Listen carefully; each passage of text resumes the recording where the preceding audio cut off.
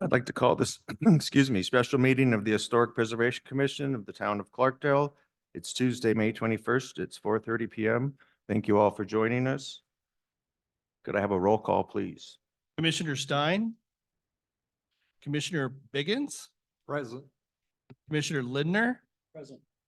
Vice Chair Gabbard, and Chair Gibson. Present, thank you. We'll move on to public comment. We have a quorum. We will proceed. The Historic Preservation invites the public to provide comments at this time. The members of the commission may not discuss items that are not specifically identified on the agenda. Therefore, pursuant to the statute, action taken as a result of public comment will be limited to directing staff to study the matter, responding to any criticism, or scheduling the matter for further consideration and decision at a later date.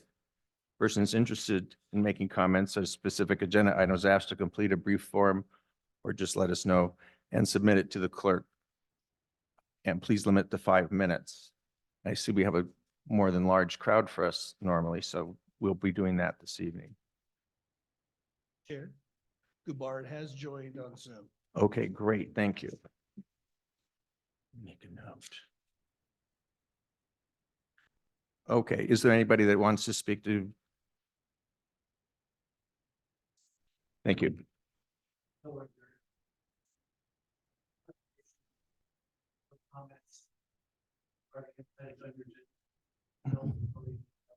Yes, please. We'll be opening that up. Okay, great. Seeing no other public comment, let's move on to item 4, the approval of the minutes. Would somebody like to give me a motion? I have a correction. Okay, let's have a motion and a second, then we'll open it up. I make a motion to approve the minutes from our last meeting. I second. Thank you. Okay, Commissioner. Yes, I have a correction to the minutes on page 2 under new business 5A. So the motion was to recommend the replacement of the windows in the public works and community development buildings, but that was contingent upon getting a letter from SHPO stating that there was no adverse impact from using the metal clad design. So that just needs to be added to the motion as documented. Did you want to comment on that, Ruth? Thank you. Did you have any comments, Commissioner Biggins? No. Okay. So I'll consider that a friendly amendment to the motion to approve. Okay, great. Okay. Seeing no further discussion. Oh, that's better. All those in favor of approval, say aye. Aye. Aye. Aye. That's 3-0 on the minutes. Thank you. Okay, we now have going to have a staff update from Ruth.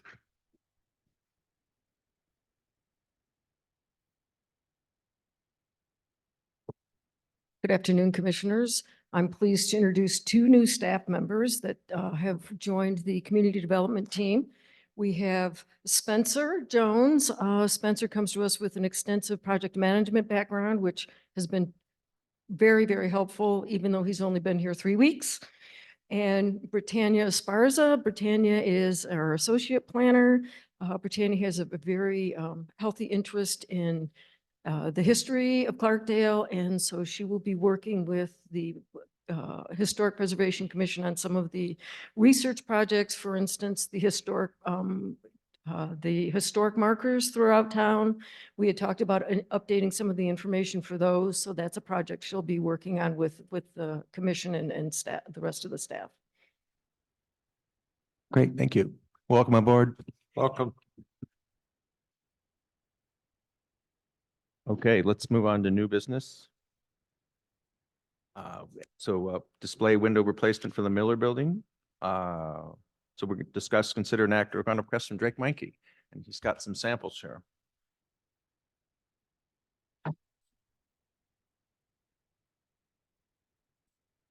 Good afternoon, Commissioners. Drake Mankey, Clarkdale resident. I'm going to give you an update on the 901 Main Street building concerning the lead-based paint removal by the Brownsfields program and the replacement of the windows on the front of the Main Street only and so forth.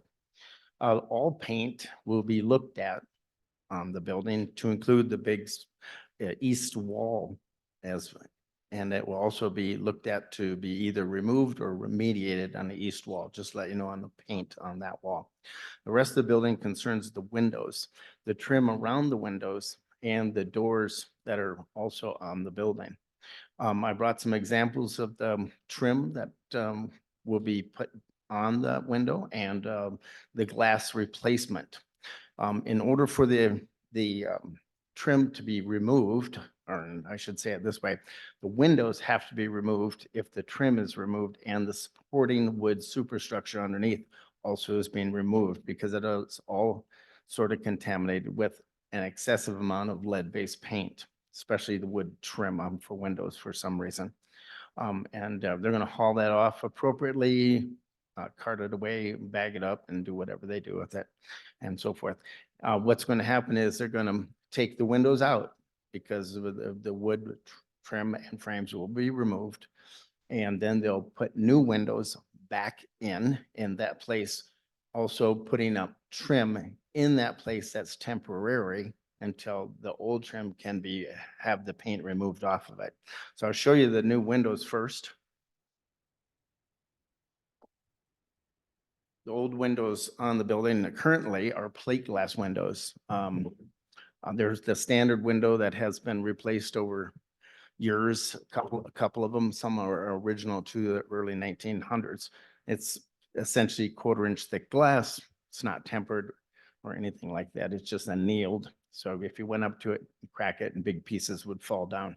We all pretty much know that and so forth. The new glass will be this tempered glass, double thick glass with the insulation on the inside that meets all the requirements of commercial buildings and so forth. And there's a whole specification. It's not going to be shaded or tinted in any way. It's going to be the exact same color as the building. And just to let you know, it's the exact same glass. It's only thicker and it's double pane. The only difference will be a 1/8 of an inch difference between the old glass and the new glass on that building. 1/8 of an inch is about the thickness of a quarter. That's the only difference you'll see.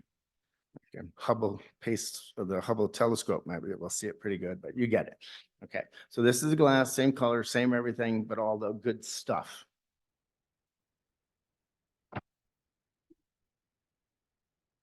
Some of the trim work that's going to be taken off will be these little pieces that hold the glass in place. We all get it. And the other wood trim on the building will be taken off as well on the front of the building on 9th Street. Okay. These will be hauled off and the paint will be removed from them at a separate location. It might take 2 or 3 weeks to do that. I'm not sure, but they'll take it away. They'll bring it back when the paint's removed off of these metal strips. That's the strips in town that hold pretty much all the Main Street windows in place. And they're sort of thick and heavy and so forth. You get it and so on. Okay.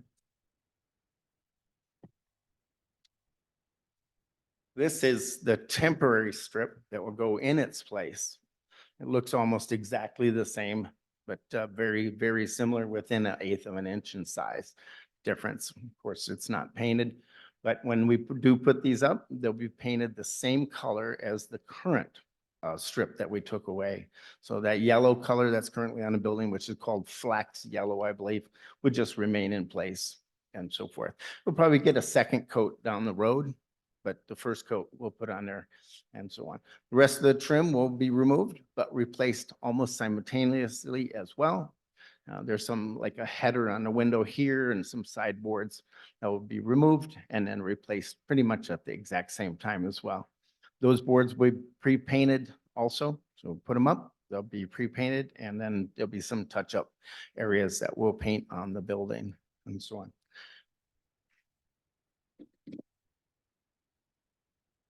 We are going to be ordering the glass ahead of time as soon as I've been given the go-ahead to do so. I have not been given that go-ahead as this time. Well, they have not scheduled a exact date of when the glass will be taken away and replaced, and the EPA will do their lead-based paint removal from the building, but that's just scheduling down the road. It's coming about someday, and it's going to happen, but they also need to know about your decision here first as well about the removal of the paint. The doors on the building are another area. There's 2 front doors, and then there's sort of a small side door. Those doors are also contaminated with lead-based paint to a larger degree. They will be hauled away. In place of those doors, I'm going to have to put some sort of plywood or something up in place of it, and I can paint the plywood to look like a door until the original doors are completed and so forth. The original doors are going to be part of the building build out when we build it. So the 2 pieces of plywood or 1 piece of plywood, however we jostle it in that door frame, will sit there probably a few months and so forth. The replacement door will be the revolving door unit and the vestibule, and that will be one of the first things we complete on the building to get that to look decent again. That small side door that's sort of next to the bank building or the Cactus coffee store, that door is going to go away totally, and a window will be replacing that whole thing there. So eventually that will go away, but there will be a piece of plywood on that, and I can also paint that to look very similar to an entranceway and so on. I think that's about it, but you might have some questions. And the window glass should be taken out. And within a few hours, there's some prep things that have to be done. A double pane, large double pane should go into its place within reason, of course. Never know what could happen, but it should go directly in place and fastened in place to sit there permanently. And that will be done all by the company that's removing the windows and the paint. They're going to handle the whole deal. That whole operation is completely funded through the EPA. And I have nothing to do with funding even 1 penny on the window replacement of that building over there. It's completely funded by the Brownstones program and so forth. Okay, any questions? I'm sorry. Thank you, Drake. Commissioners, any questions? Commissioner Biggins? I have none. Commissioner Lindner? Yeah, I just had a question. Is that a 1-week project? 2 days? What do you expect the duration of the project to be? For all the windows? Yeah. I wouldn't think it would take more than about 4 to 5 days to do the whole thing, unless there's some major, somebody drops a window, something like that. We've measured the windows many times. The windows will fit. That we do know. It's just that if some accident would occur, that could slow things down. And that would only be 1 window panel. And we can paint the board to look appropriate for that meantime. But it does take about 120 days to get a window. That we do know. So. Thank you. Thank you. Thank you, Drake. I don't have any further questions. Okay, thank you.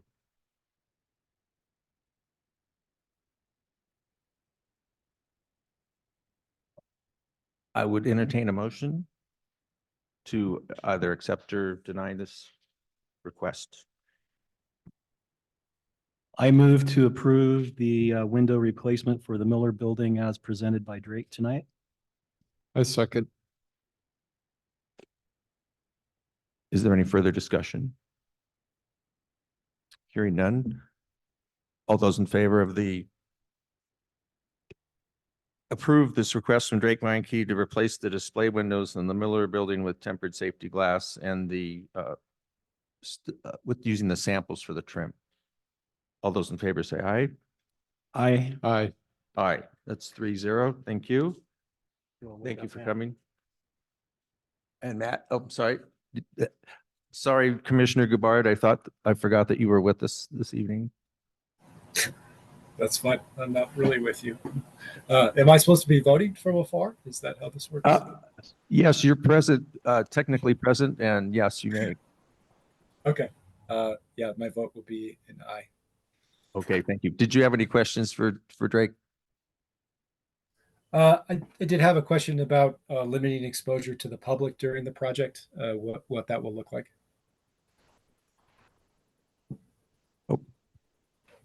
The commissioner asked about limiting the exposure by the public to possible, the lead paint while it's being removed or while things are being taken apart. All remediation or removal of lead-based paint will be done by approved EPA folks. And they wear the suits, they do everything there is possible. They cover over areas with plastics if they need to. And I'm sure they'll have no problem in doing it 100% correctly. And so forth, they plastic tape up everything, they seal everything, they haul away the liquid in plastic bags, and all the chips are swept up and vacuumed up with HEPA vacuums, and it's quite impressive, an operation. And is there any further questions on that? No, I think that covers it. Thank you. Thank you, Commissioner Gabbard. Okay. We can move on now to the next agenda item, revisions to the Historic Preservation Ordinance, the perennial revisions. Ruth Mayday, Community Development Director. Good afternoon, Commissioners. Before you, you have proposed revisions to the Historic Preservation Ordinance. The Planning Commission heard this item on April 16th, 2024, sent it back to the Historic Preservation Commission for amendment and further work. We did receive letters from 5 of the property owners in the historic district asking that we reconsider the mandatory aspect of the ordinance and make the participation in the ordinance voluntary. And we also received an email from Cliff Pillay asking the same thing, that his properties be exempt from the ordinance. So the recommendation of staff is to amend the proposed ordinance by adding a new subsection A to section 3-170-020 Historic District Designation. That text is in your packet.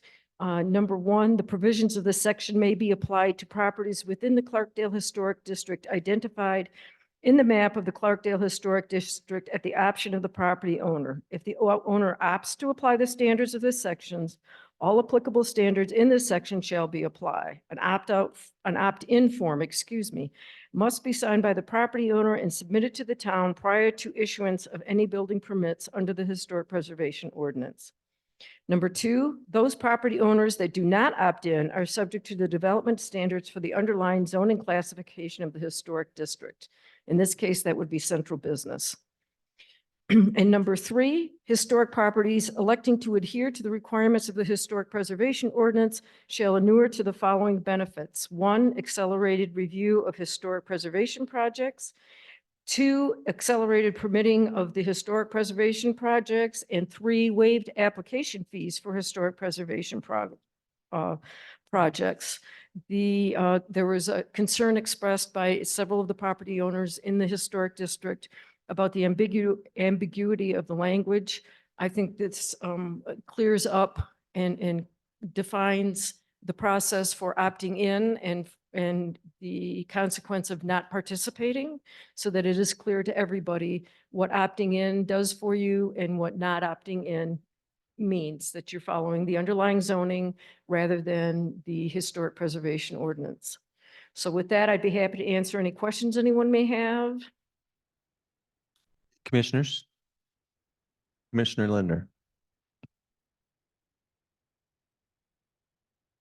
So yeah, my question is, when we incorporated the language last time concerning choosing to opt in, was that by going that route, you ended up in the same place as you did if you opted out, only that it would take a longer period of time to get there if you opted out. But basically, the underlying requirements were going to be the same.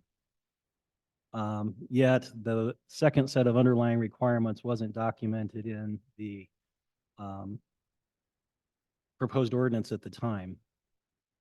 So now we kind of reference that that's the case. It's going to, go by the underlying zoning requirements, but those are not spelled out. The underlying zoning requirements? Yeah, so it's not clear to me, what exactly the benefits are of opting in versus opting out. Like, again, we were told as a commission that they would basically have the same requirements placed upon them, that the benefit of just submitting through the process the first time was that they would get expedited reviews, fees potentially waived, and those types of benefits. Mhm. So anyway, I'm kind of looking for that clarity to be explained to us as well as the public. So basically, this, I think, is far more, is clear and unambiguous with respect to either you opt in or you don't opt in, right? So it's an affirmative act on the part of the property owner to participate in the ordinance. Secondly, the underlying zoning district, like I mentioned, is central business. Those regulations are all in the zoning code, so somebody can review those and decide if they would rather abide by those rules or by the historic preservation ordinance regulations. Does that answer your question? Well, not really, because it was explained before that they were essentially the same requirements. They're not essentially the same And requirements. it's basically they would, instead of coming to us first, they would go through your process. And essentially, once they got through your process, we would be in the starting position where we normally would have been had we followed the ordinance. And the other thing that I'm not clear on is that we've redrawn the district itself, yet all of the buildings in the current proposed district, as well as the old proposed, or the areas that were in the previous proposed district, all those buildings are already on the National Register of Historic Places. And so what is the process that is going to be followed if, for example, they're not coming for a renovation, but they're coming for demolition? So our proposed ordinance had all kinds of procedures and steps, for something that was going to be a proposed demolition. But if somebody opts out, what is that process? And then along with that, this kind of question came up, I think, at the planning and zoning. One of the commissioners questioned why the design review board wasn't going to be the reviewing authority for any proposed renovations and so forth. So if somebody opts out and yet they go and make a change, is it going to be design review that reviews that change? Or is it going to be Historic Preservation Commission that reviews that change? Because we could be talking about the property, it's still in the historic district. For example, we're talking about buildings on Main Street. The district is an outline of the entire perimeter, yet specific properties say, well, I don't want to be included in that. So what is that process? I think that really should be spelled out. I don't see it here. So the ordinance does refer to the Historic Preservation Commission serving as the design review board for the historic preservation ordinance. The reason that change was made is because the Historic Preservation Commission members, in order to be appointed to this board, have to have additional qualifications and some expertise, specific interest, specific activities in historic preservation to be appointed to the board, giving them additional depth of knowledge for reviewing the design for historic buildings. So those buildings, whether they opt in or opt out, if they're doing a project, just like we've done in the past for Newsstand, where we held joint meetings with design review board and we included historic preservation, even though there wasn't an ordinance, we would have those cases come to Historic Preservation Commission. Okay. And I'm with you 100% on all of that. What if it is, not the renovation of a historic building, but it's a brand new building on a vacant lot within the historic district? The Historic Preservation Commission would serve as a design review board. Okay. So if it's an infill project, they would come here as well. Okay, so again, that's what I'd like to hear. My concern though is that we've redrawn the district to now exclude the industrial zone, which includes, all the smelter yard and surrounding areas. And it also excludes the Paulet property below the hill, and also structures like the Bitter Creek Bridge. And again, all those structures are on the National Register of Historic Places. So if proposed modifications are made to those buildings, who is the design review authority? So those would go to design review board if they're no longer within the district. Those property or the owners of the buildings for the smelter Clarkdale Minerals, the Verde Canyon Railroad, and Mr. Pillay all specifically requested to be removed from the district. So that's what we did. The bridge is the property of the town of Clarkdale and would remain on the national, wouldn't be affected. Mhm. So I understand that those properties, asked to have their properties removed from the district, but some of the other property owners that are in this room today asked the same thing. Hmm? Yet their buildings are still included in that boundary. So it's a little bit confusing in terms of why there's difference in the treatment. So they have been up with the opt-in, they have the opportunity to continue to be included. Where the responses we have gotten from the building owners in the industrial district have been unambiguous in that if they are included, they will file a Prop 207 claim. So we removed them from the district. So maybe I better ask my fellow commissioners if you have the same confusion. So we have, a building in the middle of Main Street, Mhm. and the property owner has asked to be excluded. Mhm. So I thought I heard that whether or not they asked to be excluded or not, it would still come to this commission to review Correct. any proposed changes. Mhm. Yet for those properties in the industrial zone, they're being excluded from the district and being treated differently. I don't see the difference between the elections of what they're asking. And my position is that all the buildings are listed on the National Register of Historic Places, and that this this proposed ordinance does not require anybody to put something back that's already been taken away.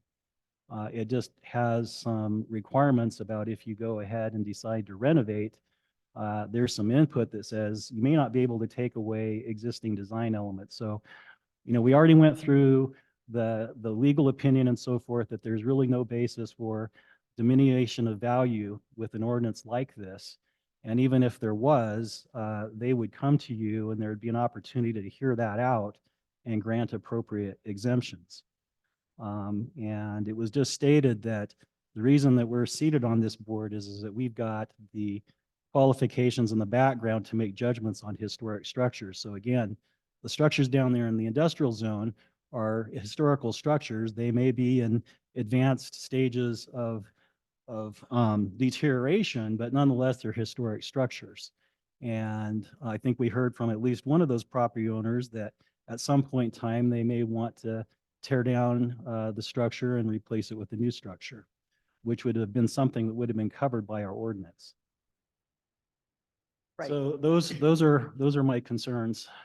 So again, with respect to the industrial park, as I stated, we received communications from the property owners down there that they will unequivocally pursue Prop 207 claims, diminution of value claims against the town, should we proceed and include them in this district. So we have two issues with that. There are two costs to that. Number one is the cost for legal defense. So not only do we have to pay our legal fees to have our attorneys sit down and negotiate an agreement with their attorney, we have to pay their attorney fees. So Per property, we're looking at probably $10,000 in attorney fees to negotiate out a Prop 207 claim. Secondly, it is not conducive to good relationships with the business owners and with the property owners down in the industrial park to have an adversarial relationship. And having to file suit with someone is an adversarial relationship.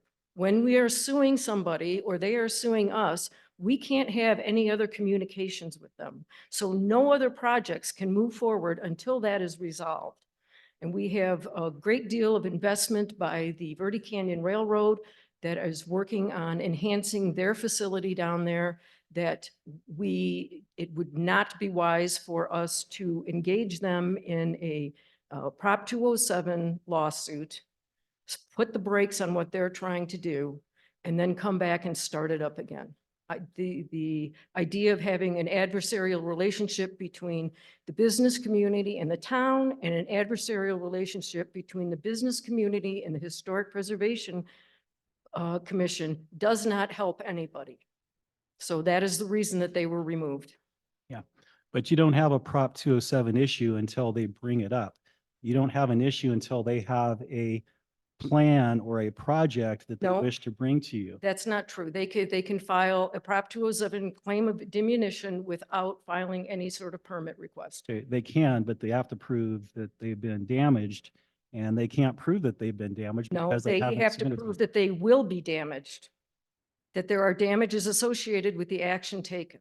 Well, you had received a legal opinion from our town attorney indicating otherwise. No, that was his opinion. Is that if they file a Prop 207 claim, they can file it without having first filed any sort of plan or request. So is that new information that we didn't have at the last No, meeting that that's we discussed? information that we've discussed. That the yeah. Prop 207 exposes us to litigation that we don't need to engage in. The advice from the attorney was that, yes, we can go ahead and make it mandatory, and that property owners could file Prop 207 claims against us that we could negotiate a settlement to. So That then was the why, advice from the attorney. so then why did we make the changes from pressure from these companies? Because you feel they're going to sue you? Is that the Because sole it- reason? Because it's costly for us to defend a lawsuit, it's time consuming, and it does not make good for good business relationships with the businesses in the town. Well, It creates an adversarial relationship where we don't need to have one. because they're making the adversarial relationship, not us. It doesn't matter. If we can make it not adversarial by allowing them to opt in. But then I don't understand how you're defending any historic preservation of any of these buildings by acquiescing to maybe a lawsuit that may or may not happen. When the owner of Clarkdale Minerals sends me a letter and says, if you include us, we will sue you, that's pretty unambiguous and pretty under- clear that then- they are going to sue us if we include them in this So district. we just acquiesced. We didn't meet with them, with our lawyers. We didn't try to I explain to discussed it them. with them.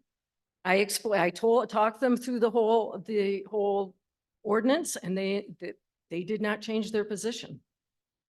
Well, it's very disappointing that we have a town staff that'll advocate for a new development on behalf of the developer, but won't advocate for the historic preservation of the buildings in Clarkdale.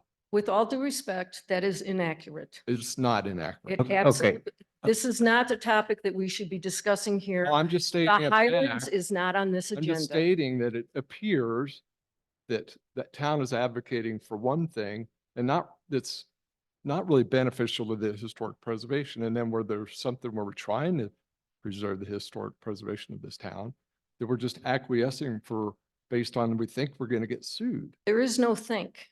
Okay. There is no think about it. When Okay. they tell me I am going to sue you, I believe them. Okay, then what are we going to do about, we got the TF Miller building, we got the superintendent's house, we got the bridge. What are we going to do to preserve those buildings along with the other smelter buildings that these people own? What are we going to do to preserve those? Okay, Commissioner, this isn't an inquiry on the staff, so. Oh, I- they I- took them out of the historic preservation zone. I want Your frustration is noted, okay, and we'll give you another chance to speak again, okay? Commissioner Gabbard, do you have any comments or questions? We'll give him a minute to get that thing to work. There we go. Go ahead. Yeah, is it possible for us to speak with the town attorney again about some of these matters? Is that an option for a future meeting? It's an option.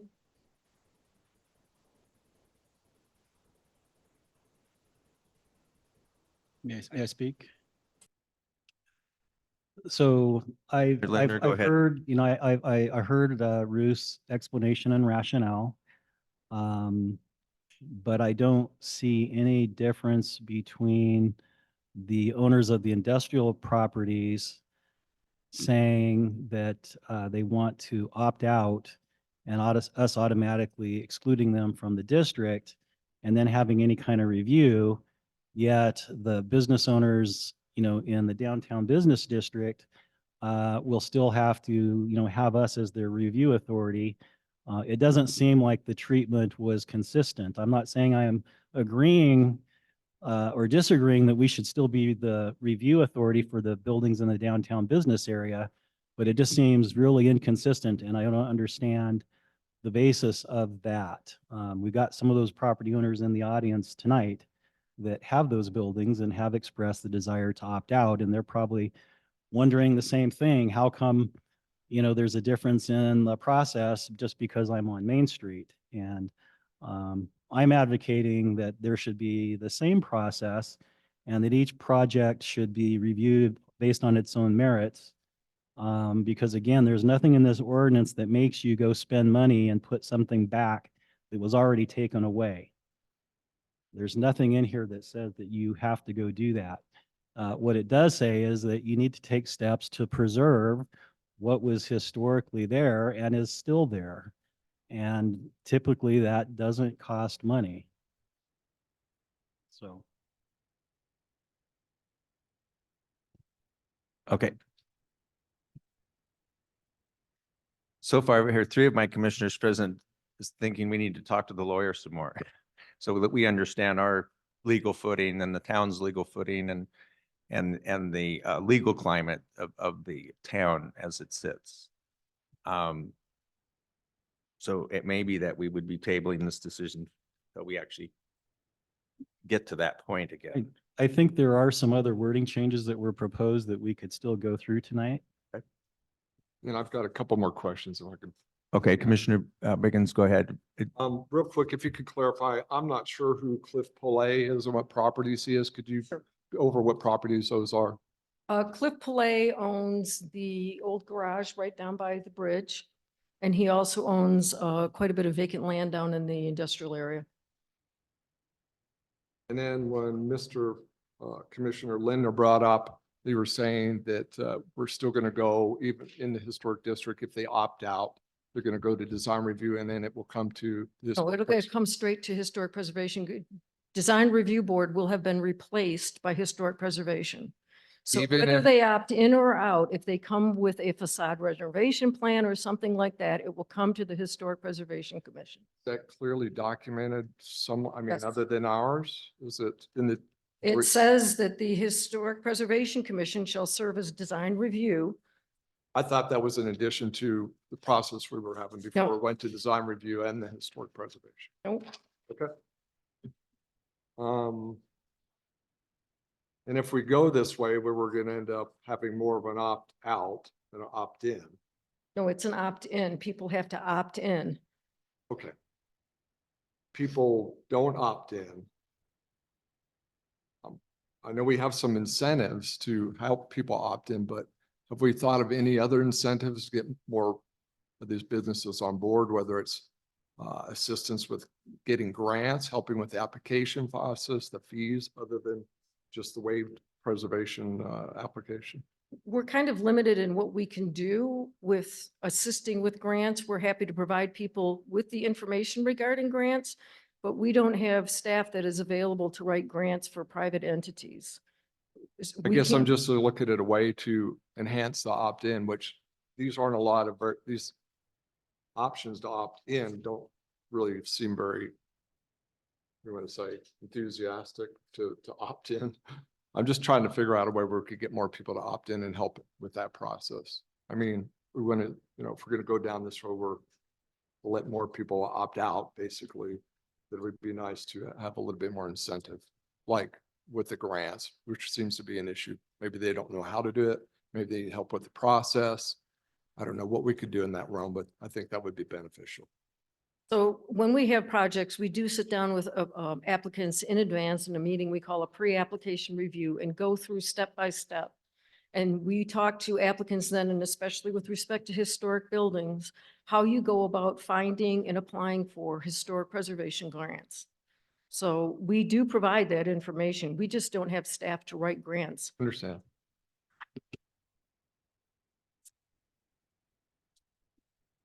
Commissioner Linder, notice your mic is on. Did you have another comment? I had just left it on, but I do have some comments about some of the other proposed wording changes when we get to that portion. Okay. Commissioner Gabbard, did you have any other questions or comments? Nothing at this time. Thanks. Okay, before we start plowing this field, how does the commission feel about opening up the floor to the public so that we may cultivate some of their thoughts as well? I'm seeing an assent. So those of you that would like to speak to the commission, please line up. And if you would like to go, you know, I need your name and if you're citizens or not and what your concerns are. Thank you. Oh, sure.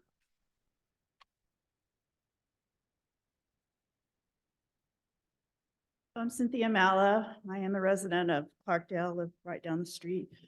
Thank you, Commissioner and Commissioners, for letting me address you. Just a couple of brief statements. Clarkdale, the Clarkdale Historic District has over 370 designated historic structures. Cottonwood has a historic ordinance. Phoenix has an historic ordinance, preservation ordinance. Most towns that have historic structures have some sort of ordinance to protect them. And yet we have over 370 historic structures, and we do not have an ordinance, and we really, really need one. I can see the problem, and I understand the issues that the private owners have. I mean, I don't want anything that's going to decrease my property values. I own a historic home. I also don't want anything that's going to take away my control of my property to use it as I see fit. So I understand what they're concerned about. However, I get the feeling that people don't understand that a historic ordinance does not affect how a building is used. It only affects the facade, what is visible from the front. It doesn't have anything to do with how you renovate the inside, how you use the inside of the building. It's all about taking historic buildings and converting them for modern use.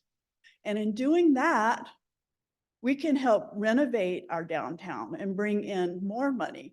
Also, I understand the concern about having your property value drop, possibility of that, but overwhelmingly the research shows that properly renovating, properly preserving a historic building and maintaining it raises the property values not only for the building, but for the area around the building. So I don't think that, that's really a valid fear for most people. And maybe the commission could consider, or the staff could consider doing a little more outreach to the owners that are concerned, sitting down and talking about what their concerns are, giving them more information. And Ruth, I know you've already talked them through what the ordinance means. We have talked about grants, but from what I understand is that private owners that's not really an option for them. They don't have grant writers. It's not really for private property. It's more for municipalities and nonprofits to go after grants. And it's a big process to go that route. But there are other incentives. For instance, there's a 20% dollar for dollar tax credit for a property owner that works with SHPO to renovate the front, renovate only the facade of their building, for a 20% tax credit for what they spend to do that. And that can be pretty substantial. And then there's other benefits like if your building is on the National Registry, you get your property taxes reduced by 30 to 40%. Those can also be incentives.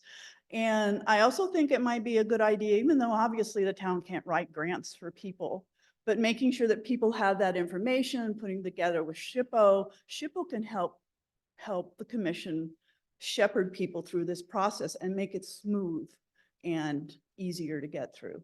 So those are all the suggestions I can come up with right now. Thank you. Thank you. Citizen Regner.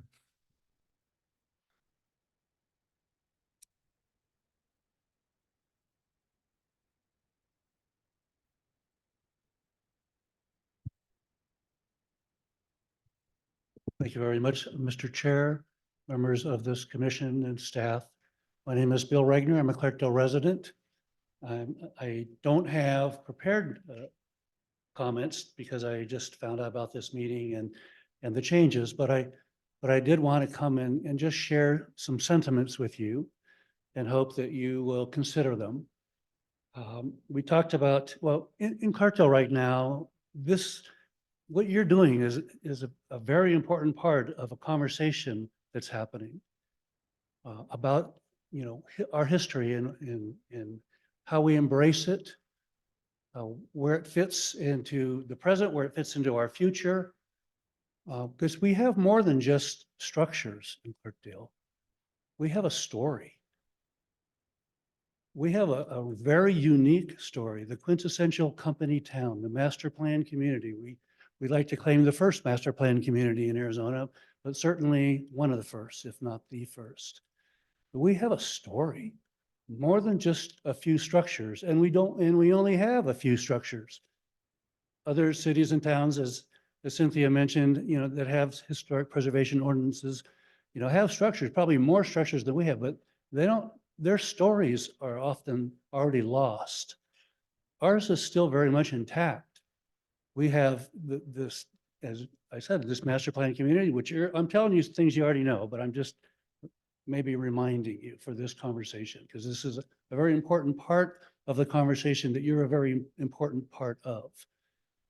And so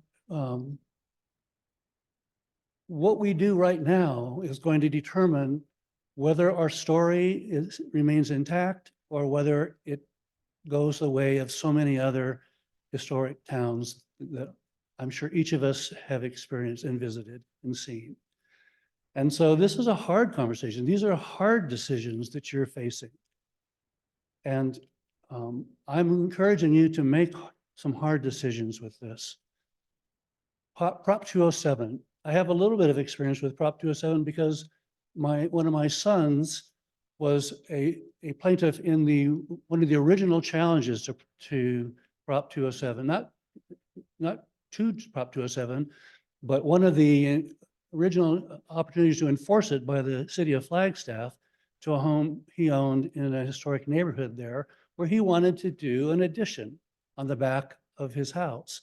And he was told he couldn't do that because of their historic preservation ordinance, he felt overreached a bit. That's not what you're trying to do here. You're trying to, I'm hoping what you're trying to do is protect the story. And as Cynthia Mala, reminded us, we're talking about the front of the building, the street view of the buildings that we're trying to protect, because it adds to that story. It maintains the story. It's part of the story. And so he found, my son found that there were lots of people out there willing to fund the lawsuit that he was a part of. And so this is the opposite side of what I'm talking about. But I'm trying to suggest to you that, and as you have already studied and you comment about, there's a whole lot of unknowns about Prop 207 and its enforcement. It really hasn't been thoroughly explored. And so, yeah, Clarkdale might be out there, and Clarkdale might be at the forefront now of some further clarification in that. But we have a good reason to try to be that. We have something that's precious, very dear. And if we don't protect it now, with the few structures that we have, it's going to be lost. And I've been saying for years on my time on sitting here on the council, 12 and a half years on the council, that, we have a story to tell. We have a story to sell. And again, people will come here to experience that quintessential company town, that master plan community. They want to see the structures. They don't want to just see pictures. We have a wonderful museum over here that has wonderful pictures in it. But we can point outside and say, and there's the structures. Right out there, you can walk around there. We'll give you a tour. We'll walk you through some of those structures. We still have that in Clarkdale. But we are at a decision point. How do we protect it? How do we maintain that story? How do we keep it intact so that we can develop it? We haven't developed it. I've been saying for a long time, it's our most underutilized asset. We used to say the river was our most underutilized asset. And then look what we did. We went out and we made access points to the river. We brought people to the river. And it was a wonderful moment in Clarkdale history when the environmentalists got together with the economic developers and said, this is the way you create economic development in Clarkdale and in the Verde Valley is, through ecotourism and bringing people up and getting in touch with the river. Because you couldn't get to the river except on very undeveloped access and sometimes not pleasant. So we did that in Clarkdale. So now it comes to our history. Our history is next. I'm sure my time is running out. So I'm asking you to think about how important this is right now. And if we don't take some chances, if we don't go out there and do the things we're talking about, let's go talk to these property owners. I know Cliff Belay. I'll go talk to Cliff Belay. I know Josh Daniels, who's out there with the Clarkdale Meadows property. And I know I can call him. I have his phone number in my phone. I'll call him. I'll sit down with him. I'll talk with him. And some of us can do that together. Let's work this for a while. Let's don't give up on our history and our story. It's too important and it's too precious. And if we don't do this now, we'll lose it. Thank you very much for your time. And thank you for what you're doing. I really appreciate it. Thank you. Thank you for that.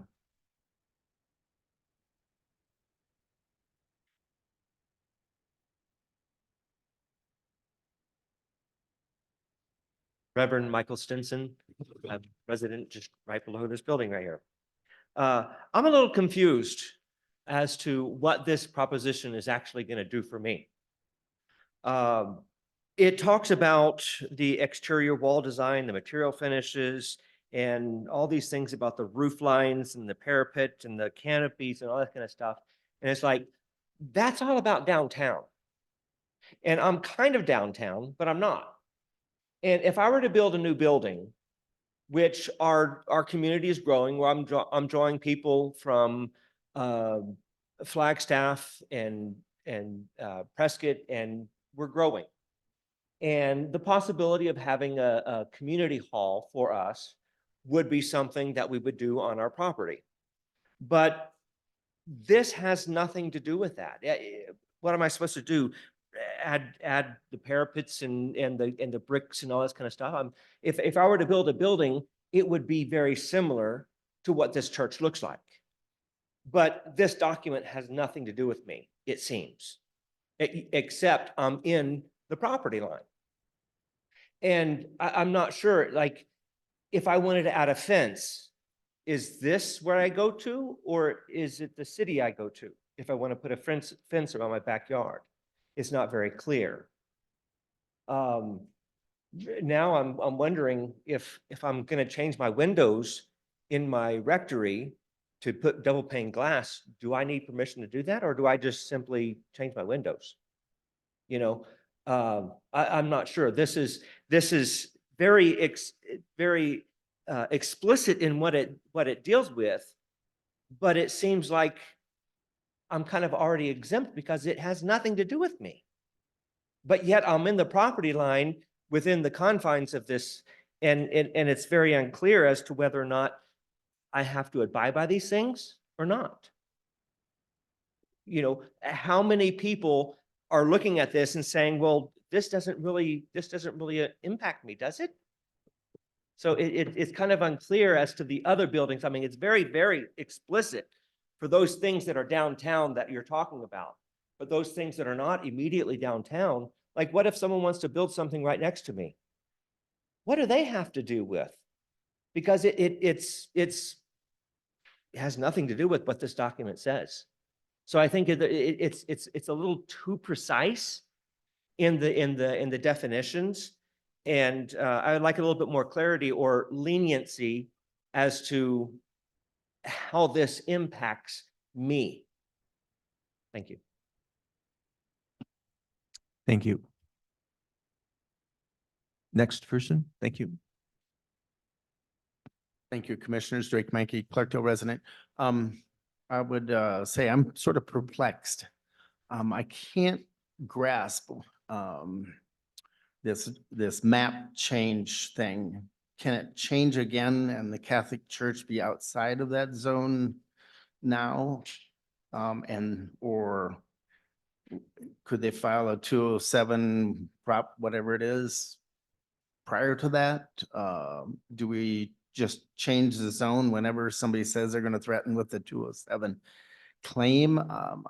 I'm sort of lost on all of it now. I mean, what should I do? That's where I'm at. I have no idea. I don't see the outcome. I can't see the outcome on it anymore. I'm lost now that we've exempted the district down there. And, you know, thinking that would sort of cover historic buildings at least a little bit. I can see we put in you want to opt out, opt out. I don't understand how you could present a Prop 207 claim if you opt out. That's all I have. Thank you. Thank you. Next.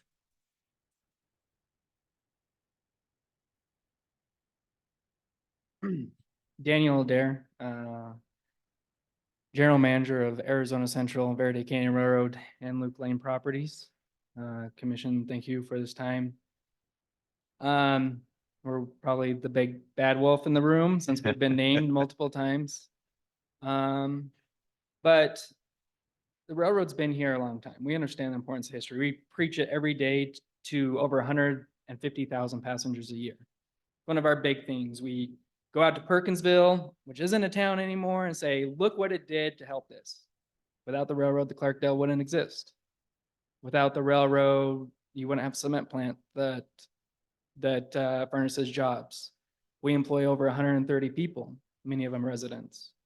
We're one of the highest tax generators for the city. We are trying to get deals done with the city that would benefit the city in walking trails and generate immense benefit to the residents. We're looking at growing, not only with passenger rail, but a freight that would bring more jobs and more tax benefit to the city. And we're already governed heavily by the FRA. And yeah, we just barely purchased a lot of land down there. One of our concerns is the boundaries cover a lot of open land that once had historic buildings on them, they've been demolished. And yet, if we wanted to build a new building, we'd have to jump through a huge amount of hoops that we couldn't comply with. For example, if we build a new roundhouse, because the old one is unsafe, right? It wouldn't meet any of these criterias, nor would it ever. It would have to meet federal regulations first. And then we're not going to jump through the hoops to meet a historical, I guess, view from the outside, because it's a mechanical building. You lift locomotives up and yeah, maybe an eyesore, but first and foremost, it's an industry, zoned industry. And that's what it was always industry over there. You had the smelter and you had a whole bunch of toxic stuff going on over there. And industry is not pretty, but we do want to beautify it. We do want to bring some beauty up there, because I can tell you right now that the old superintendent's house about a year ago looked a lot worse than it did now, and we own that. So while we do want to help Clarkdale, we don't want it to hinder our growth. We want to be part of the solution, but we don't want to be told all the time what to do. And while we want to be immune from the district lines, because we do feel that, why didn't Bent River Materials get included? Why didn't the junkyard get included? You know, that's all over there. It seems to only really focus on land that the railroad owns, and it encompasses our Y, which is the part where locomotives go around in circles, but yet what's the historical nature of that? What if we wanted to do transload, which we have very many options, which would bring more jobs to Clarkdale and Cottonwood in the area? You know, what if somebody wants to start a company and bring in truckloads of kombucha or lumber, which we used to do? We're talking with the slag people to in Cottonwood to start shipping slag to Laramie, Wyoming. And what if they want to build an industrial site? Then we just say, no, you're gonna have to jump through all these hoops to build this industrial site to do business. And they're saying, no, never mind, we won't do that. We work with the city constantly trying to get new businesses to come in. It's an industrial zone first. We understand that we do own historic buildings. And no, we don't want to go knock them down. But at the same time, like the Roundhouse, that is a historical building, has had locomotives ran through the back. I mean, there's a point in which it will become unsafe. It'll become unsafe, or it won't be ecologically safe because of all the oil and stuff. So something's going to have to happen. So yeah, the railroad could be help and work with you guys and be part of the solution. Or we could say, we'll just let the buildings fall. We want to work with you guys, and we are looking at developing that land and making it pretty, so when people come over, they see it. But we do bring over 100,000 passengers, 150,000 passengers a year, 400 passengers a day, and we're growing. And we tell them all the time how amazing Clarkdale is. I do support, and I know that we're trying to get out of it, but I do support the property owners in Main Street to decide if they want to opt in or opt out.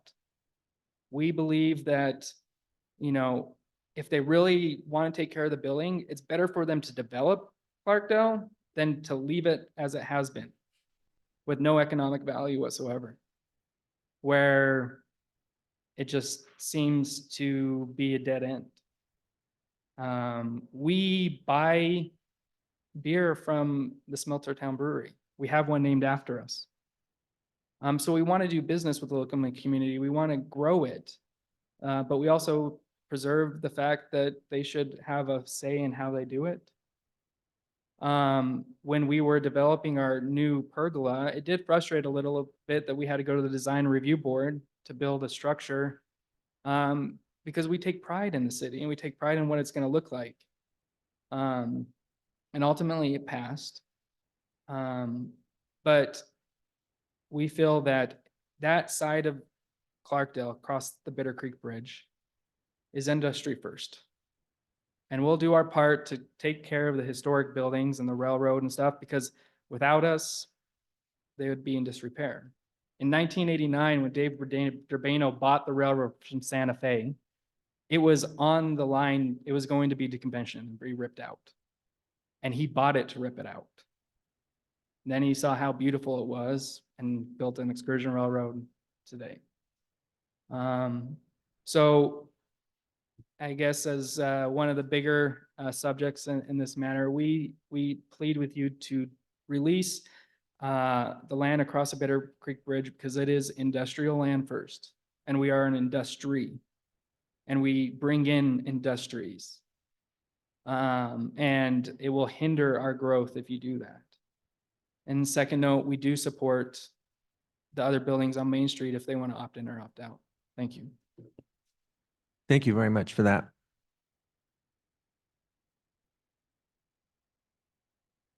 Please step forward.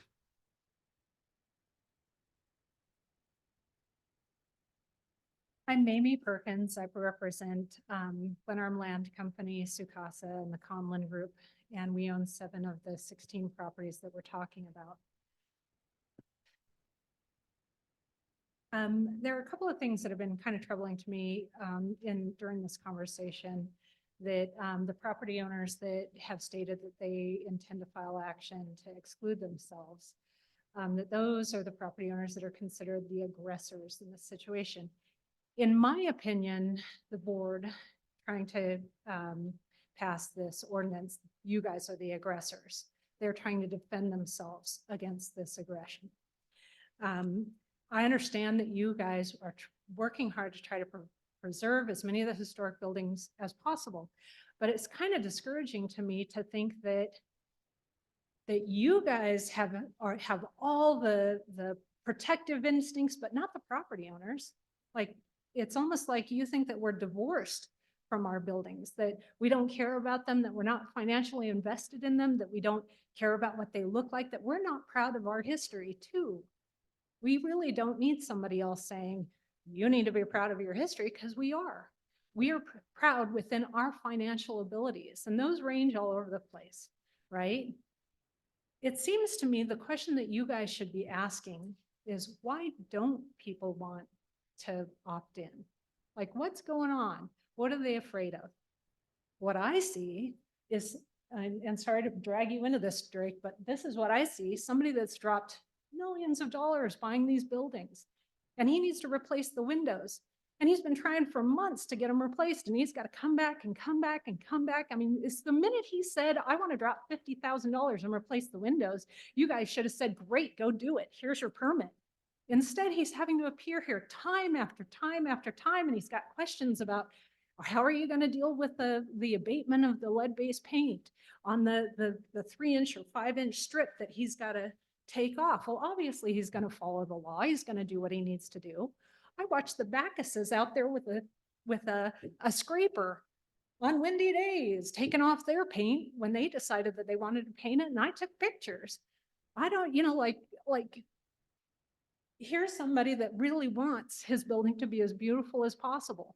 And this is what makes us, the rest of the property owners, afraid, right? We want our buildings to be beautiful. We want them to be historic. We leased out not leased out, but loaned out our building, the old bank building, to the homeowners thing where they could do the reenactment. Absolutely. And that was so cool for us to be able to do that. And we had all of the bank tellers and everything else. We were super happy that we could make that available. And the bank tellers, the windows are still in that building, and the bookstore is using them. And we think that that's great, but we don't need somebody else to instruct us about it, because we love our building and we care about it. We own 7 of those properties. What I'd really like to ask is, how many property owners, we all know that the industrial site, they want out. They're like, please, no, we don't want out. We don't want to be a part of this. What I want to know is, how many of the remaining property owners want to be in? Have any of them come to you and said, man, this is so exciting, we want to opt in, just give us the paperwork right now? I bet you not a one. That should tell you something. And I appreciate your comments about that you're residents and that you understand that these are all scary. This ordinance only deals with commercial buildings. You guys talk about economic development. I'm looking here on the form. Economic development is second to last. That's how important economic development is to you guys. Here you're saying, make these buildings beautiful, follow follow our directives and make these buildings beautiful. We're going to make it really expensive and really difficult. And at the same time, there's no support for the economic end of it. Like, yeah, the building owners have to make it work too, right? So those two things aren't going hand in hand. Economic development, second to last. You talked about the 3 properties down in the industrial section. How do we preserve those? The bridge, the supervisor's building, and one other building. The supervisor's house was on the market for 2 years. Anybody could have come and bought it. You guys could have put together a fundraiser. You guys could have bought that supervisor's building and moved the museum down there. You would have gotten off the train and gone right to the museum. That would have been amazing. But there's no money where your MAC is. Everybody wants somebody else to bear the burden, bear the cost, bear the responsibility. It's really nice being able to say, yeah, we approve this, we don't approve that. It really sucks being the one cutting the check, right? Thank you so much. Thank you. And I'll hear all day. Yeah. Next, please.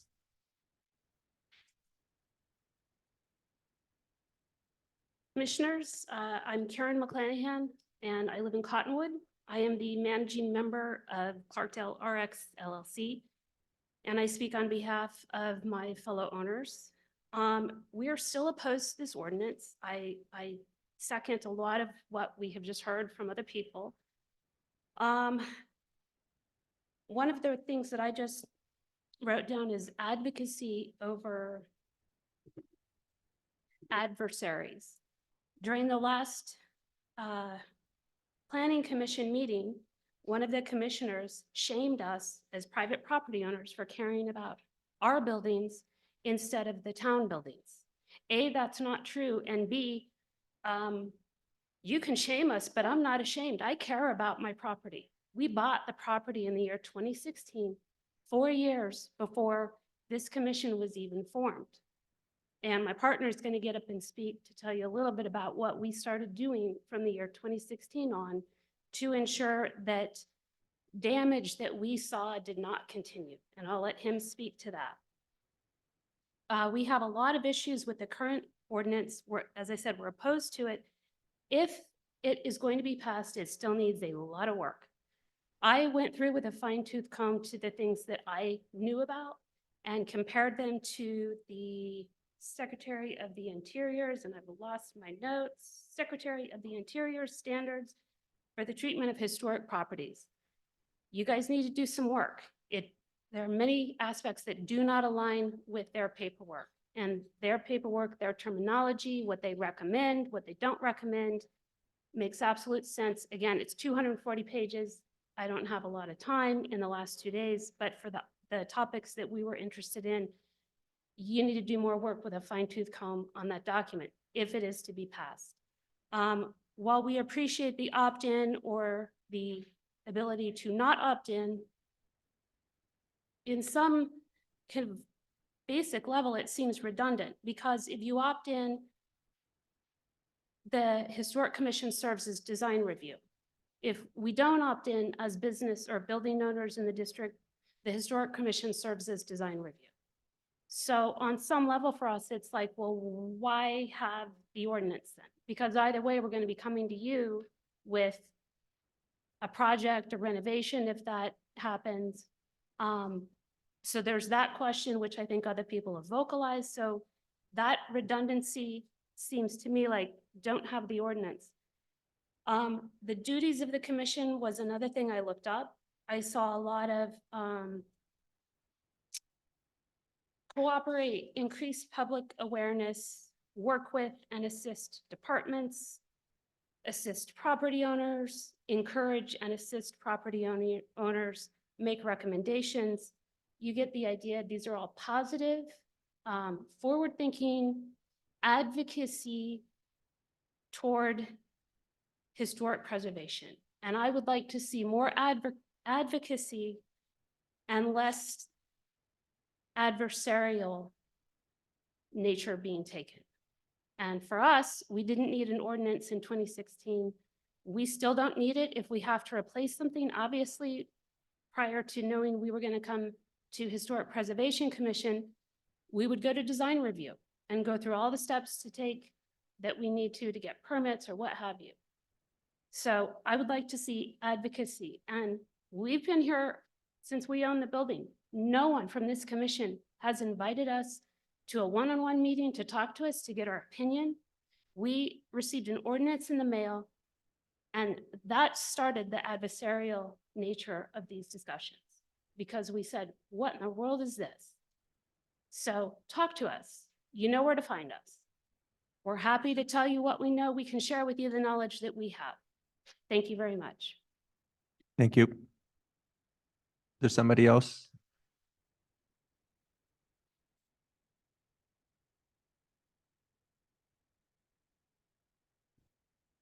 Chair and the members of the commission.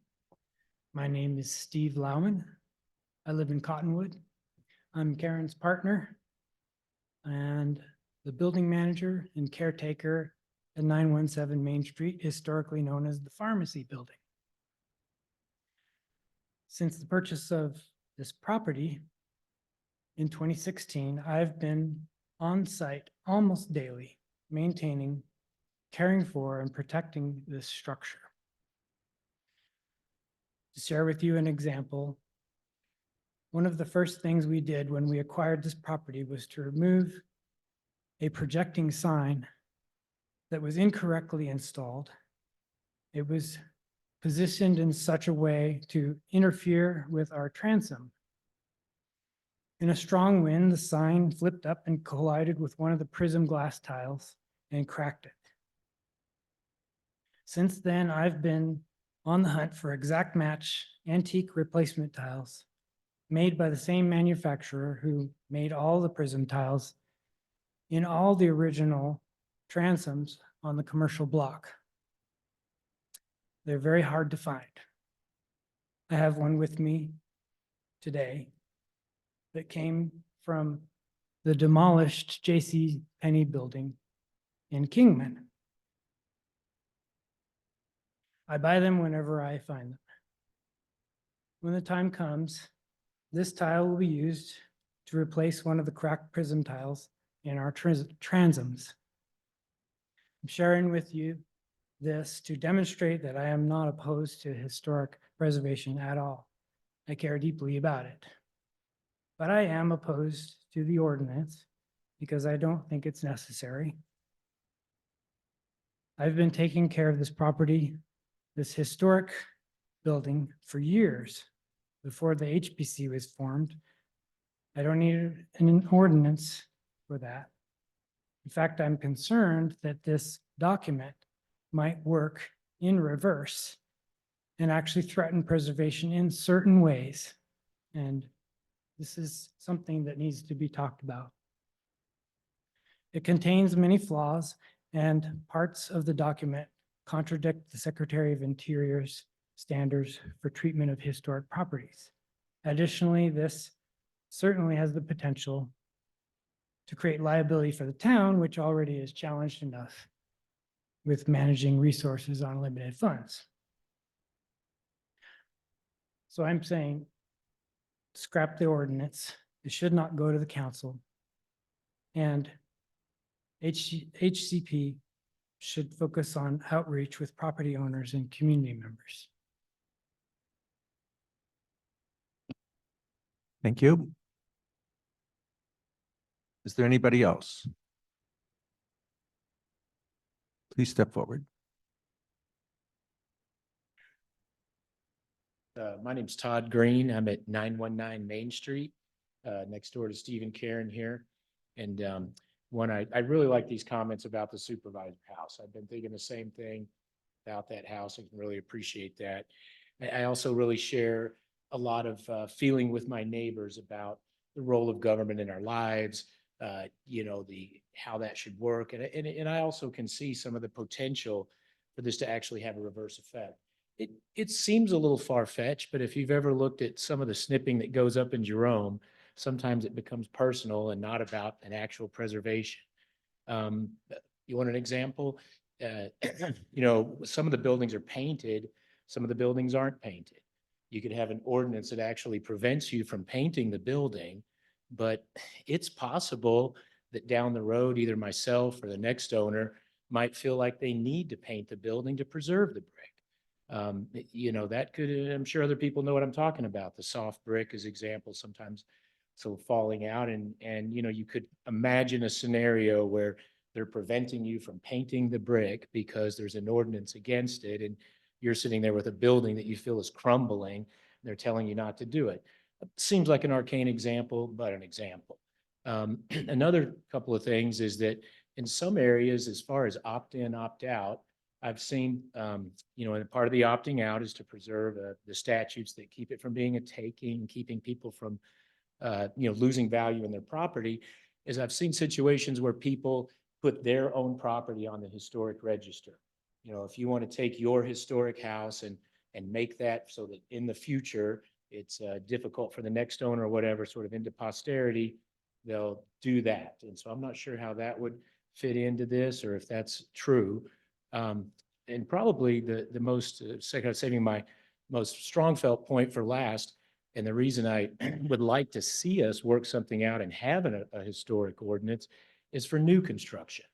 And I think Assistant Town Manager here could speak in. This would apply to people that wanted to build something. Is that right, Ms. Mayday? And so, you know, I look at, you know, we all remember some of the projects that have been proposed that we liked or didn't like. Some of them were kind of large. And it seems like an ordinance like this would give us the type of development standard and the type of assurance of appearances that, we've seen in other projects that we didn't have. For example, you know, all that whole block behind downtown, developer comes in, buys the whole block. At least we have some assurances of what it's going to look like. I think where the tennis courts are across from the park, you know, this, and I don't know if it's this ordinance or if I have all these different inputs I agree with, but the part that I really feel would help us a lot is to have something that assures, for example, that where the tennis courts are, they have to follow this standard. We don't have a situation where someone comes in and takes advantage of a great our nice setting and builds something that we don't feel fits the historic standard, and we don't really have anything on the books to keep them from exercising their property rights. So I hope we can get all the different people to the table and work out these details so that we have something that for new construction. That's probably what I see as the most favorable and important part of this, giving us a guarantee for the future. Thanks for listening. I appreciate it, Commissioner. Thank you. Thank you for that. There's some good ideas in there. Is there anybody else besides Cynthia that wants to speak? Okay, go ahead.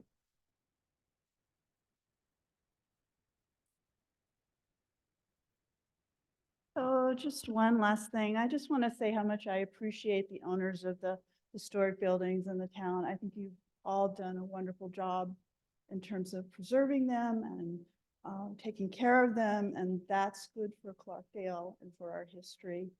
I also appreciate what you said about getting this letter in the mail. Sounds like you kind of felt like you were hit up the side of the head. Now the commission's been working on this ordinance for a long time, almost 4 years, and they put a lot of effort into bringing it about. It doesn't sound like you all felt like you've been involved in that conversation. Yeah. So I just want to suggest conversation somehow. I don't know how that could happen, but I don't think you all are too far off from each other. And I think that's what's been missing, is a rational, calm conversation about what needs to happen and your input into the process. So also, I think the outcome might be a lot better if that can happen. Litigation never is good, never comes up with doesn't result in a result that is good for anybody. So, and it just makes things more adversarial. And I think we already have enough of that. So that's just my suggestion, is this find a way to talk about this some more and come to a solution. Okay. Amanda, you have the floor. Thank you, Amanda Arnold, Clarkdale resident. I just would like to follow up with what Cynthia said, with having more discussions. I think that would be great. In addition to that, I would like to see surveys go out. We should start with that and see what people really want to see in the ordinance. That's all I have for today. Great. Thank you. Thank you, Amanda. Okay, another. It's okay. Dan, right? Daniel, Arizona Central, Verde Canyon, and Clarkdale, or Luke Lane properties. Sorry. I just wanted to reiterate, I was reminded, because it was talked about before, all three properties would file a lawsuit if it were to be passed, just due to the large amount of investment we've done in purchasing land and working with the city. Currently, we have land swap that was just approved last council worth hundreds of thousands of dollars that could fall through if this moves forward. Just wanted to reiterate that. Great. Thank you for doing that. Is anybody else online? Anybody else in the audience? Okay, I'm going to close the public hearing part of this and we'll return it back to the commission. Would the commissioners like to speak? Commissioner Biggins. I'd like to thank all the business owners for their input. As you can tell, I'm very passionate about the historic preservation of the town. I don't know all of the ins and outs of the town. I've been here 2.5 years, but I've been on this commission a long time. We've been working very hard to do this with the intention of protecting the town history and the story. It's unfortunate that it took to this point for us to hear the details from the business owner, especially Verde Canyon Railroad, how there is not just the tourism, but the train functions as this goes with the industrial piece. Even the owners, I appreciate the ones, there's probably a lot of things inside the building that we don't know what's going on. They've spent a lot of money on. I think just from a visual, I work at the museum. I volunteer there a lot and I get a lot of questions from people that walk through and say, why are all these businesses vacant in the downtown area? What is going on? It's like a ghost town. And so I don't believe the historic preservation ordinances would prevent that. And I understand the cost of redoing these buildings internally and externally costs a lot of money. And you're right, it hasn't been very well communicated between the town and this commission about that process. And I believe from your comments, we really need to get engaged with you to find out how we can get to a place where we're both satisfied in preserving the history of the town.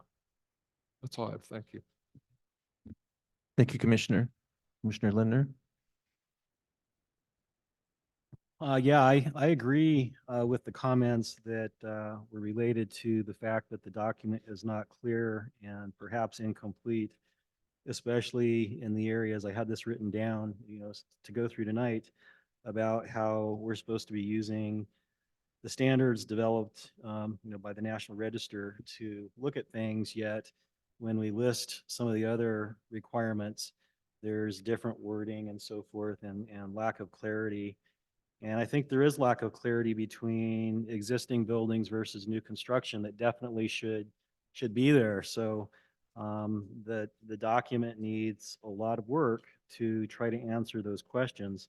And just to go back to my comments originally, the wording that was added to whether or not people were going to opt in or opt out and the alternate process, I believe really should be in one document. You don't want to be going back and looking at 3 different places to try to figure out what the process is. I think there's a lot more work to do, and that this basically should be tabled until there can be a work schedule session to go through all of this. Commissioner Gouvard. I'd like to thank everybody for their comments as well. Really appreciate those. I would like to add, though, that I think the commission is felt a substantial amount of confusion in the development of this ordinance, and it feels a little bit like we've been playing catch up with changes that the town has made to the drafts over the last year or so. And so I think that that has contributed to some of the frustrations that all of you are feeling. And I would agree with Commissioner Lindner that we need to table the decision and spend more time working on the document. I agree that it does need a lot of extra work. We have been providing comments on it, but those comments are not always showing up in the subsequent drafts. So I'd like to spend more time with it as well. Thank you. Thank you, Commissioner. Okay, I would also like to thank you all personally, heartfelt, for showing up tonight and sharing your comments and your feelings. And they have been long overdue. And I would like to, I do agree with, we would need more advocacy, and I'm sorry that you feel like you've been aggressed. That has not been the intent. I think people need to remember that this commission was created by ordinance by the town council, which you elected. And we are just trying to carry out the ordinance. None of us, I think, have a personal mission to take over anybody's personal property rights or be an aggressor. We're fed by staff what to work with. We do bring our own research and experience, but we're really just here trying to help the town. We don't really have a personal agenda against anybody. So I hear two commissioners expressing some interest in tabling the motion, tabling any further work on this ordinance tonight. And so I will entertain a motion to that effect for the record. I motion to table the historic preservation ordinance. And do I have a second? I'll second that. Okay. Is there any further discussion? Commissioner Gabbard? No, thank you. Okay. Okay, I'll call for a vote. All those in favor of tabling this discussion to another meeting and Aye. working with staff Aye. to create a document and an advocacy program for the community. Aye. Aye. Aye. Commissioner Gabbard? Okay, so we have Aye. four. Yes. Okay. So next phase to be announced on this. Thank you all. We do have a future, some more discussion items here. Future agenda items will be the ordinance, obviously. For a discussion at a meeting, last meeting, regular meeting we had, I agreed to take on the role of working with and develop a committee to review the buildings that were in this original survey of 1997 survey. And I created some worksheets to start a conversation on that, which I shared with one of the commissioners at the Planning Commission meeting last month. But since we don't have a quorum in present, I think we will go ahead and just hand those out, and we can have that on the next meeting as well. But you can all have a chance to look at those and contact me one-on-one if you want to talk about that in private. So are there any other future agenda items besides this worksheet and the historic preservation ordinance? See none from Commissioner Lindner, Commissioner Biggins? No. Commissioner Gabbard? No. Okay. Okay, then I will entertain a motion for adjournment. I make a motion that we adjourn this meeting. I second. Motion in a second. All those in favor say aye. Aye. Aye. Okay, this meeting is adjourned at 6:04. Thank you.